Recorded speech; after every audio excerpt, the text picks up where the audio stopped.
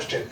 The Centers for Disease Control releasing new studies showing schools without mask mandates are more likely to have outbreaks. Senior correspondent Mike Tobin with more on this. Hi, Mike.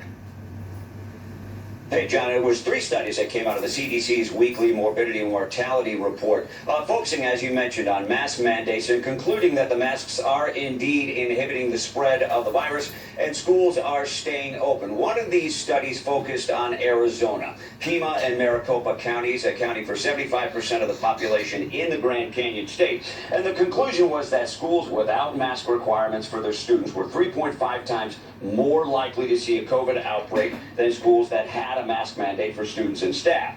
Another study looked at the impact on communities surrounding the school district and determined that counties with mask requirements saw fewer pediatric COVID cases, roughly half as many, 16 out of 100,000 compared to roughly 35 out of 100,000 in counties without mask requirements. And a third study determined that with all the precautions, most schools, 96%, have stayed open.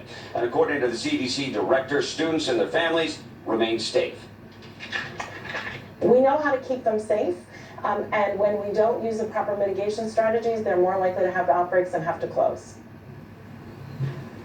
Now, while these studies focused largely on the mask, the CDC emphasizes that the vaccine is still the most important step to inhibiting the spread of the virus. You'll hear the term layering. That doesn't mean 2 masks. It essentially means all of the above, everything you've been bombarded with since the start of the pandemic, from hand washing to social distancing and the vaccination. John, back to you. All right.